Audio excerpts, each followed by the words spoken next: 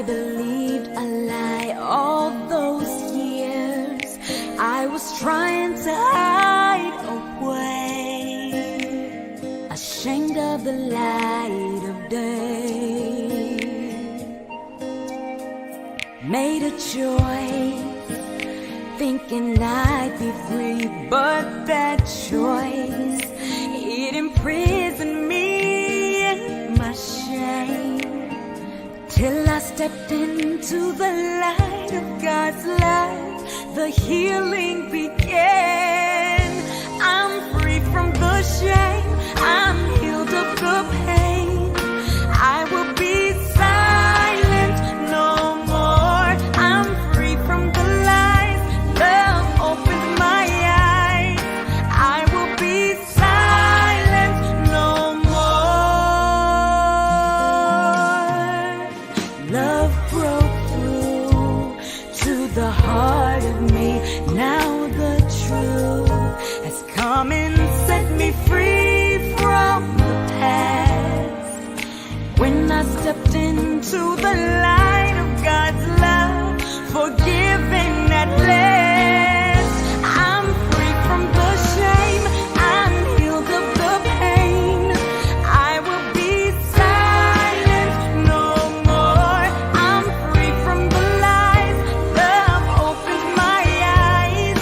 I will be silent no more. There is power in my story, freedom from this night. There is healing and forgiveness if we step into the light. I'm free from the shame, I'm healed of the pain. I will be silent no more. I'm free from the lies, love opens my eyes. I will be silent no more. I'm free from the shame, I'm healed of the pain. I will be silent no more. I'm free from the lies, love opens my eyes. I will be silent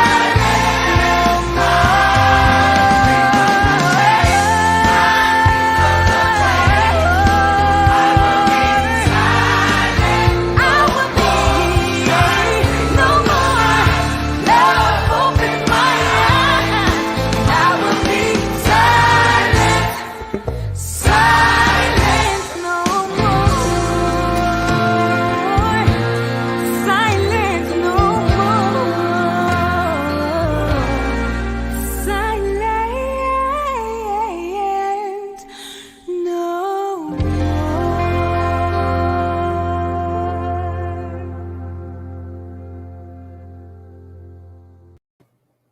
Hello, I'm Janet Morana, Executive Director of Priest for Life. Welcome to Just Ask Janet. And of course, Silent No More. Yes, that is the goal, to assist women, men, and family members that have been hurt by abortion, bring them through healing so that they too can be silent no more. Well, joining me today is a dear friend and colleague with Silent No More. Her name is Melissa Hemphill, and she's our regional coordinator for the Silent No More Awareness Campaign out in Boise, Idaho. So, Melissa, welcome to the program. Thank you, Janet. Thanks so much for having me. What a well, it's a pleasure for me. And of course, we're so blessed to have you as one of our regional coordinators out there in Idaho. But, you know, before we talk about your work as a regional coordinator and what that means, why don't we go back and tell our people about your abortion experience a little bit? I was a senior in high school at 17 and found that I was pregnant. Oh, looking, you know, not a great home life, okay, but my dad was really pretty much absentee because he worked all the time. And so I found that I was pregnant, and it was in 1973. My mother had said to me, if you ever get pregnant, this was after Roe v. Wade was passed, if you ever get pregnant, you're going to have an abortion. You're not going to, it was like, you're not going to shame us. And then I found myself pregnant. So I knew that there was nothing that I was going to be able to do. And went to New York City, probably to Margaret Sanger clinic. And I believe that Bernard Nathanson was the abortionist there at that time. I remember he was an older man, and it was nothing like what they said. Of course, they didn't tell me much. They didn't say much at all. They separate when we went in. They separated the men from the women. I have a girlfriend and her boyfriend went with me. We took the train up. It was a rainy Sunday morning, and when I walked in, it was dark, dark, dark, dark, everything. I can remember walking back toward somewhere, and there was a young African American girl in fetal position, just crying on a chair. Nobody paid any attention to her. Nobody did anything for her. Nobody did a thing. And that should have been my first indication of what was going to happen. I went into the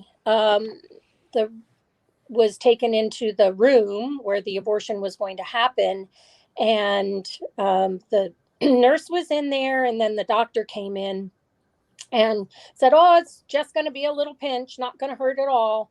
And the cramping was really severe.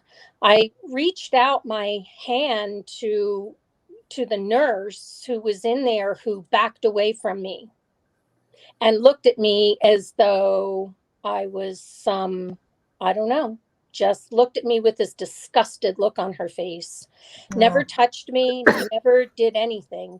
And people have the lie that they're going to take care of you, that they're going to make sure that you're fine and that this isn't going to hurt a bit. Alveda King said that they told her that it wouldn't be any worse than having a tooth pulled. Well, it's a lot worse. So I went home in a fog, continued in a fog. When I got home, my mother said to me, "So how was it?" And I said, "Oh, it was awful. Don't say anything. You're talking too loud." And that was the last time that anything was said about my abortion to me at home. Right. We never And Melissa, that's a classic, as you know, because you also deal with the women who've had abortions now and bringing them to healing. The cloud of shame begins to come right over, because the family, if they know about the abortion, they don't want you talking about it, good or bad, nothing. They don't want to hear about it. They want it swept under the carpet, pretend like it never happened. So many, as you know, the women's testimonies on Silent No More say, yeah, I have to pretend like that this day didn't happen and move on. But tell our people here now, did you move on? Did you go back to school and everything was wonderful again, or did anything change? Well, I went back to school, but everything wasn't wonderful again. And I was pretty classic. I didn't do a lot of drinking. That wasn't really anything that I did. That, as I said, that was in 1973. Wow. We did smoke marijuana and drop some pills every once in a while, but that wasn't where I went off the rails, so to speak. It was more the trauma that bothered me the most, that I didn't realize until literally 40 years later that was what it was. I had terrible, terrible nightmares. I had dreams of being overtaken by a huge wave at the ocean. I had dreams of people dying and of them just looking at them and then walking away. I had these awful, awful dreams that still haunt me. I mean, I don't have the nightmares any longer, but I had that promiscuity, failed marriage. It's just, I was pretty classic for the most Well, part. it's like they say, looking for love in all the wrong places. And as always, I'm sure your relationship with the boyfriend that was the father of the baby, that ended, right? Oh, it ended immediately. And the really interesting part about it was that one of my friends became pregnant by him very shortly after, and he married her. They had 3 children together. Wow.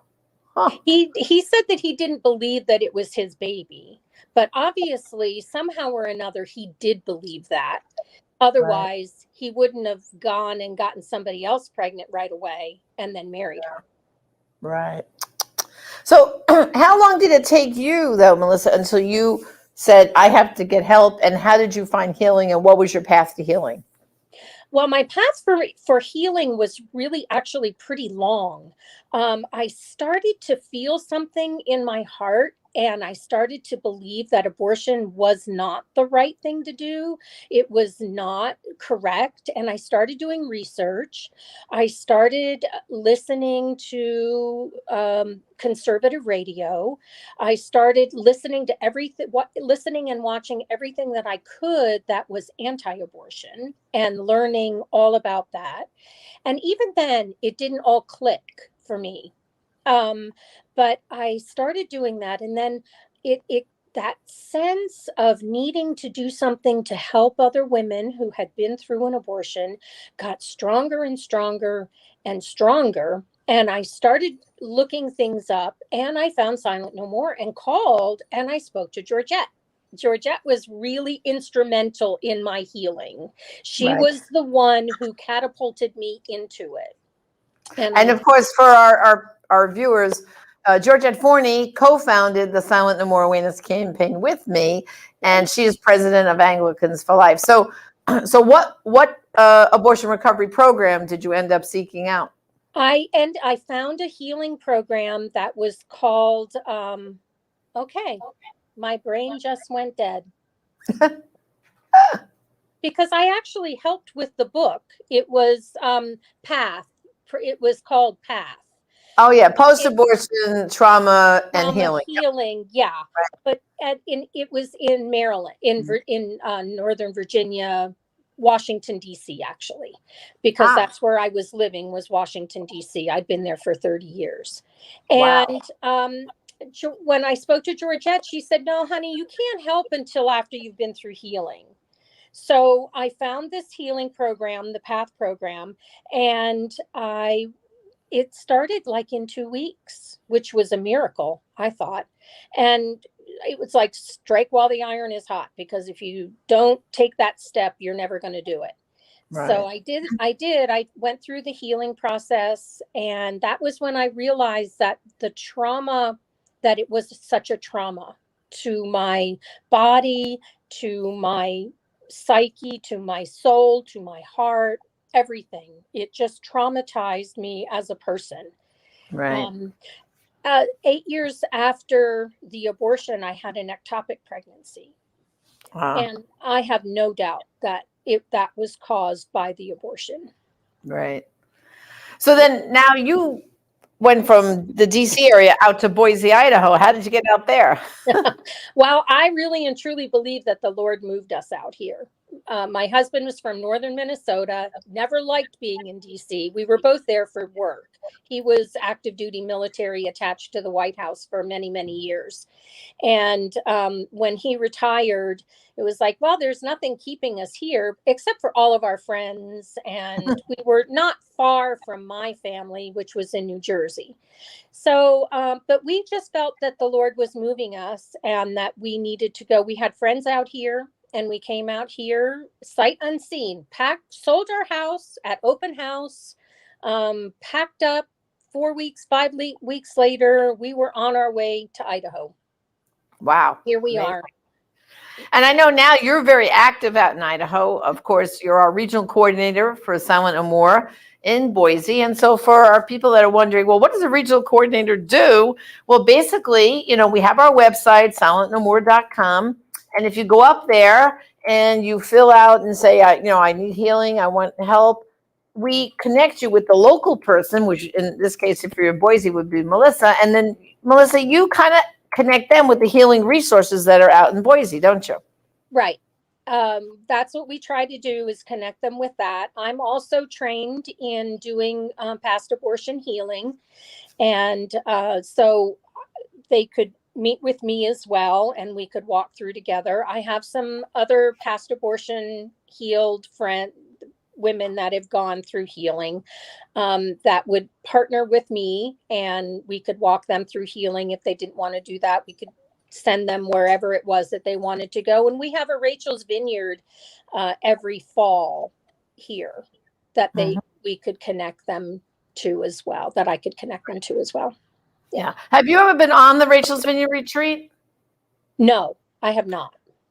I recommend it. Give it a whirl. Because I know people who've gone through different healing programs and then they've tried Rachel's Vineyard and they're like, wow, that's just another level of healing. And again, for our people that are watching, Rachel's Vineyard, of course, is a retreat program developed by Dr. Teresa Burke and her husband, Kevin.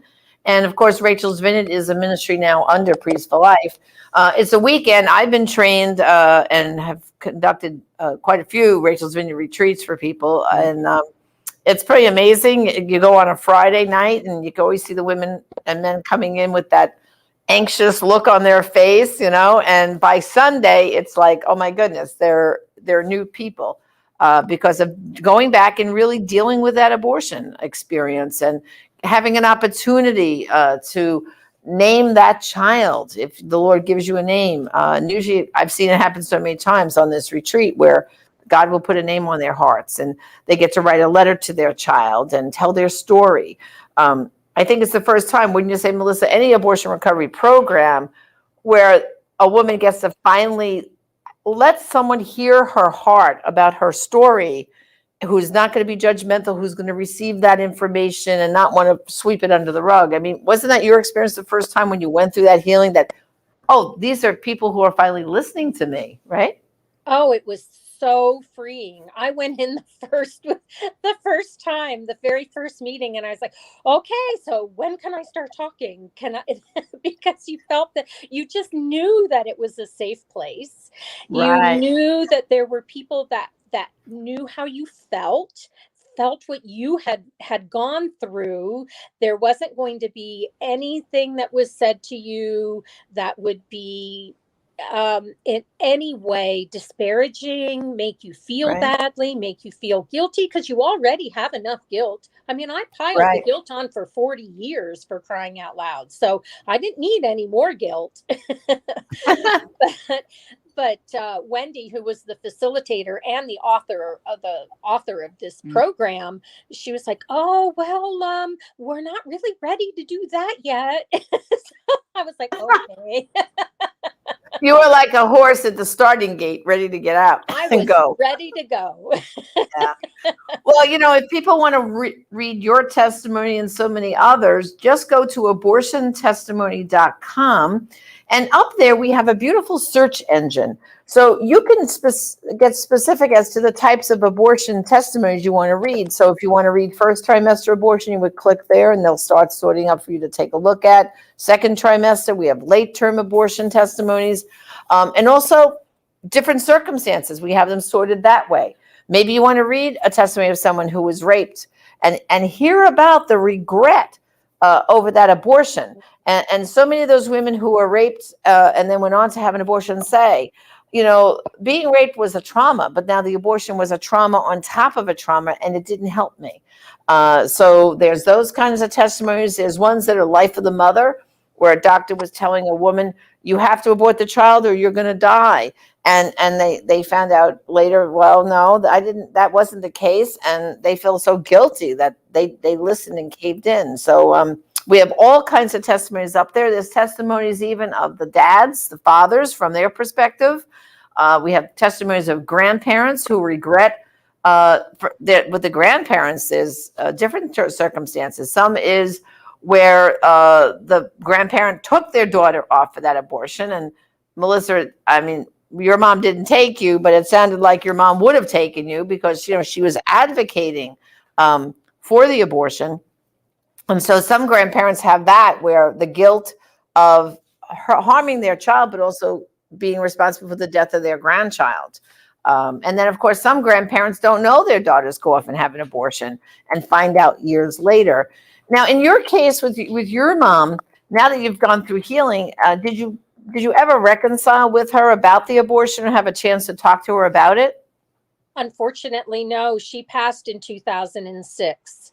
And Oh, I went through healing about 7 years after that. oh, wow. Yeah.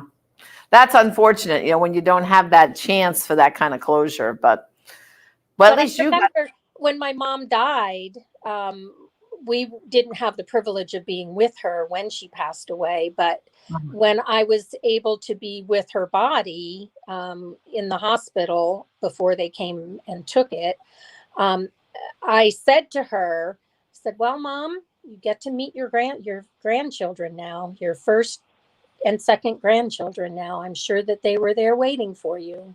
Oh, that's beautiful. That is beautiful.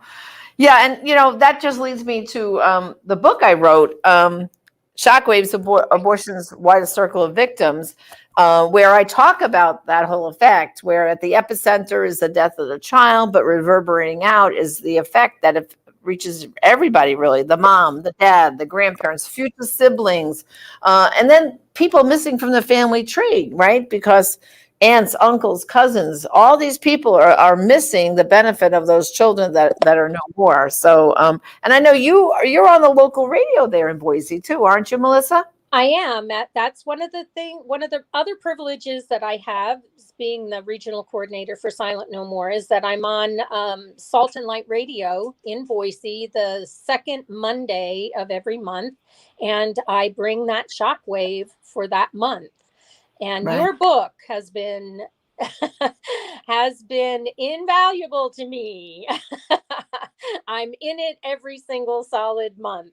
Oh, that's great. I love it. Well, Thank you for that. so anyway, for those who would like to get a copy, just go to prolifeproducts.org. That's our online store, and you can order a copy of Shockwaves: Abortion's Wider Circle of Victims. It goes into depth about how the fact, like we're saying, that abortion affects everybody, all of society. I mean, when you think about it, how many millions and millions of children aren't here in our country and around the world, for that matter, because of abortion? And, Melissa, it's so funny because some people say to me, yeah, Janet, we still haven't gotten a cure for cancer, but maybe God sent a doctor to have that cure, but that child was aborted and never had a chance to be born. So we need to think about that, the children that are missing. In fact, Norma McCorvey, the Jane Roe of the Roe v. Wade decision, as you know, she never had an abortion, but she was used by the abortion industry to legalize it. And of course, she became 100% pro-life, and until her death worked tirelessly to try to overturn the decision. But she used to find it very difficult to look at a playground, especially if it's an empty playground with the swings going back and forth, because she said, I looked at those swings and thought, I'm responsible for those swings being empty. And that was it was first and foremost in her mind, that the empty swings, in the playground. So, but we really want to invite you, brothers and sisters. Melissa is just one of, we have close to 80 regional coordinators all over the United States. And this way, when you contact us at our website, silentnomore.com, and you want to join the campaign and find healing, wonderful people like Melissa are in touch with you. So you right away reach out and touch someone. That's what they do. They'll send you an email and ask you if you'd like to talk, and then they'll assist you in finding healing. So, Melissa, what I can say is God bless you, and we appreciate so much the fact that you have stepped out. And how many years now have you been a regional coordinator? Since I got here in 2013. Wow, that's it. So this is almost 8 years. Yep, that was the very first thing I did when I got here. I reached out to Georgette. I said, "Okay, Georgette, I'm here. I'm ready to go. Let's get this show on the road."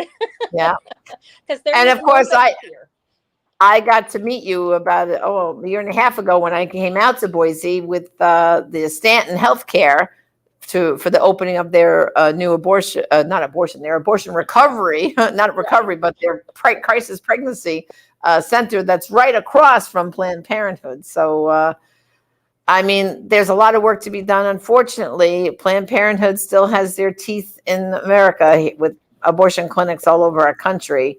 And, I always say to everybody, you know what? If Roe v. Wade is overturned tomorrow, our work is just beginning, because the amount of people who are still out there who are wounded and need help are enormous. And so on behalf of Georgette Forney, Father Pavone, and all of us here, we want to thank you, Melissa, for continuing to serve as a regional coordinator. And thank you for joining us today on Just Ask Janet. Thank you. It's my honor to serve in that way. Okay. Well, brothers and sisters, thank you too for joining us here today. And I just want to remind you, this book, Shockwaves, Abortion's Widest Circle of Victims. I'd love to send it to you. Go to prolifeproducts.org and place an order for this book.